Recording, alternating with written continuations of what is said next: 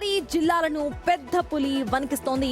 8 నెలలుగా ఏలూరు, తూర్పు గోదావరి, పోలవరం జిల్లాల సరిహద్దు గ్రామాల్లో సంచరిస్తూ 150కి పైగా పశువులపై దాడి చేసింది పెద్ద పులి.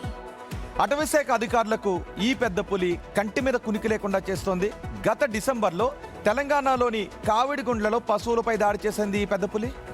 ఈ దాడితో మొదలైన పులి ప్రస్థానం ఆ తర్వాత ఏపీలో కూడా కంటిన్యూ అయింది. ఏపీలోని బుట్టాయగూడెం మండలంలో ప్రవేశించిన పట్టిసీమ దగ్గర గోదావరి దాటి తూర్పు గోదావరిలోకి ఎంట్రీ ఇచ్చింది ఈ టైగర్. శ్రీశైలం, బెంగళూరు, విశాఖపట్నం నుంచి ప్రత్యేక బృందాలు రంగంలోకి దిగినా ఎటువంటి ప్రయోజనం కనిపించట్లేదు.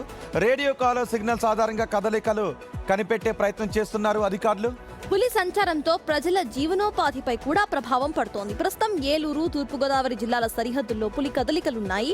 ఇక పులిని బంధించేందుకు సిబ్బంది ఎన్ని ప్రయత్నాలు చేసినా రిజల్ట్ మాత్రం కనిపించడం లేదు. పూర్తి సమాచారం అందించడానికి మా ప్రతినిధి సాగర్ ఉన్నారు. సాగర్, మొన్న పులి దొరుకుతోంది అనుకున్న సమయంలో డ్రోన్ లో బ్యాటరీ అయిపోవడంతో పులి పారిపోయింది.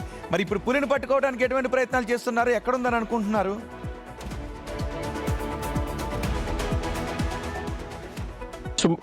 Good morning Rohit and Sartaj. ఇప్పటికే మనం మాట్లాడుకున్న తర్వాత అంటే డ్రోన్ లో బ్యాటరీ అయిపోయిన తర్వాత సుమారుగా 4 లేగదూడలను చంపి తినేసింది. అది ప్రస్తుతం అది బుట్టాయిగూడెం మండలం పండుగూడెంలో మనం మాట్లాడుకునే సమయానికి అంటే తెల్లవారుజామున ఇంకొక లేగదూడపై దాడి చేసింది.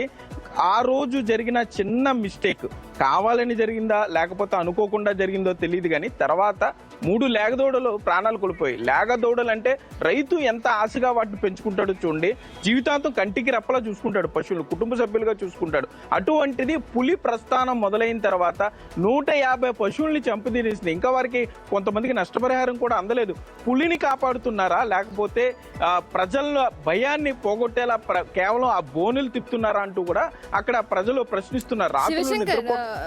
సాగర్, ఇక్కడ కావాలనే పులిని వదిలేయడం అన్న కాన్సెప్టే లేదు. అక్కడ అధికారుల నిర్లక్ష్యం కనిపిస్తోంది. లాస్ట్ మినిట్ లో డ్రోన్ పడిపోవడం ఖచ్చితంగా నిర్లక్ష్యమే, కానీ కావాలని అధికారులు పులిని వదిలేస్తారంటే అది ఖచ్చితంగా కాదు. సో ఫర్దర్ గా నెక్స్ట్ ప్లాన్ అసలు ఏంటి? ఎలా పట్టుకునే ప్రయత్నం చేస్తున్నారు? సత్తాజ్, ఇక్కడ మనం చూడాల్సింది ఏంటంటే పులి జాతీయ జంతువు, దాన్ని కాపాడాల్సిన బాధ్యత అధికారులు ఉంది. కేవలం అది మనుషుల మీద దాడి చేస్తే మాత్రమే వెంటనే దాన్ని ట్రాంక్యులైజర్ ఇచ్చినా లేకపోతే అవసరమైతే దాన్ని చంపడానికన్నా ముందుకు వెళ్తా ఉంటూ కూడా అధికారులు చెప్తున్నారు. కానీ ఇప్పటి వరకు అది మైదాన ప్రాంతంలోకి వస్తుంది, తాపీగా వచ్చి ఇక్కడ ఉన్న దూడలను తినేస్తుంది, పశువులను తినేస్తుంది, కామ్గా మళ్ళీ అటవీ ప్రాంతంలోకి వెళ్తుంది, రెస్ట్ తీసుకుంటుంది, మళ్ళీ మైదాన ప్రాంతంలో. ఈ రోజు ఆపరేషన్ వివరాలు ఏంటి? సేమ్ ఇప్పుడు పండుగూడెంలో లేగదూడని చంపిందని సమాచారం అందిన తర్వాత ఇప్పుడు ఆ స్పాట్కి వెళ్తున్నారు, రైతుతో మాట్లాడతారు, రైతుకి నష్టపరిహారం అని చెప్తారు. మరలా ఇప్పుడు అక్కడే ట్రాకర్ పెట్టుకుని తిరుగుతారు, ఎక్కడుంది దాని సేఫ్ పొజిషన్ చూసుకుంటారు.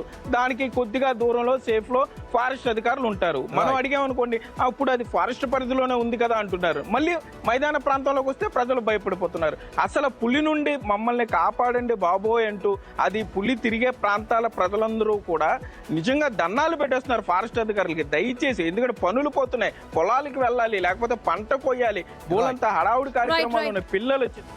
Right, thank you Sagar. మొత్తానికి అక్కడ పులిని చంపేయాలనో లేకపోతే పులిని ఖచ్చితంగా బంధించాలనేది ఇటు ఆప్షన్ కాదు. Yes, exactly. సో ఇక్కడ కొంచెం మిస్కాన్వర్సేషన్ జరుగుతోంది. సో అక్కడ నుండి తీసుకెళ్లి సురక్షితమైన పులికి సంబంధించి సురక్షితమైన ప్రాంతంలో వదిలేస్తే ఇక్కడ ప్రజలు కూడా సురక్షితంగా ఉంటారు అనేది మేజర్ బాటమ్ లైన్. జనవాసాల్లో